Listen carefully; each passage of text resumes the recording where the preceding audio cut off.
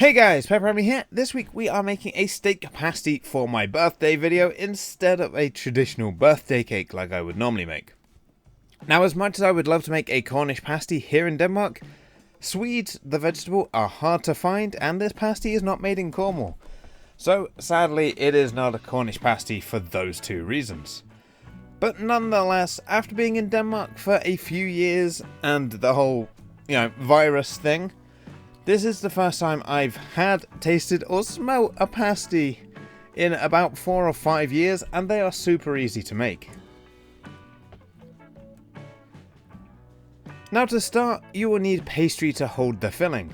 For this, combine 450 grams or 3 2/3 of a cup of plain flour, 2 teaspoons of baking powder, 1 teaspoon of salt, in either a bowl or a food processor. Give a quick mix or blend, and then mix in 125 grams or 1/2 and 1 teaspoon of cubed butter and 2 egg yolks, and then blend until you have a breadcrumb like texture. Now, whilst the food processor is running, you want to slowly add in 125 ml or 1/2 and a teaspoon of cold water until the dough comes together. Now, you may not need all of the water, so slowly add it in a part at a time, and if you're mixing by hands, just simply add in part of the water at a time. Keep mixing until the dough comes together.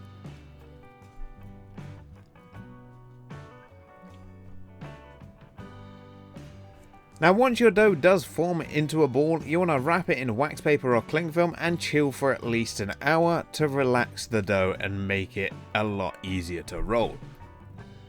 Now for the filling, you want to dice 450 grams of peeled potatoes, 150 grams of swede, or if you can't find swede, carrot worked surprisingly well and it matched the rough colour of swede as well. Then 150 grams of onion and add to a bowl and mix.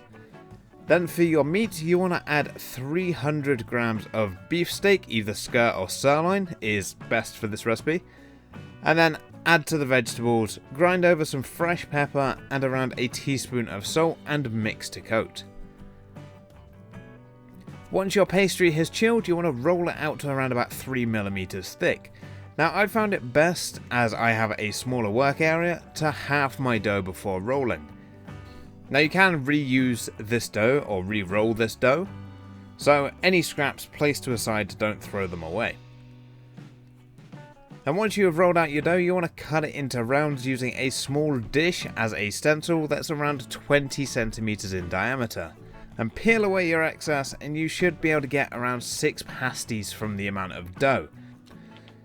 Now, I only made 5 as I did use a larger plate for the last one, as it's for 4 people for dinner, and then I can just have a nice large one the next day for lunch. Next, top half the round with a good amount of your filling and then add a few small cubes of butter. You want around 1.5 teaspoons. Now, you can just eyeball this.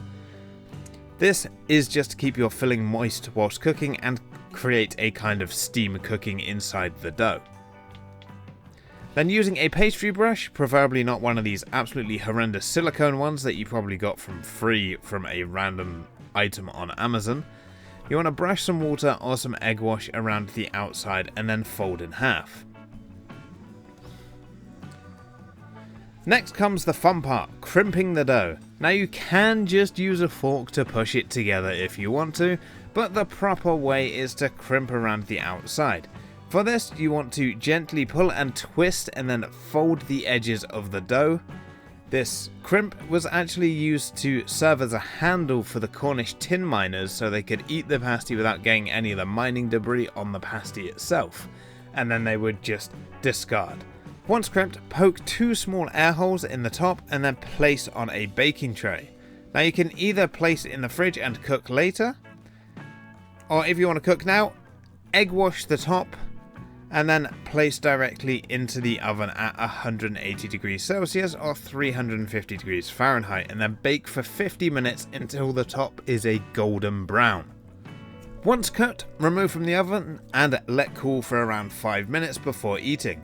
Now, if you go to a cafe in the UK, chances are you're going to get this with a side of chips and peas, but if you go to a pasty shop, they're just going to sell it to you in a paper bag ready to eat on the go.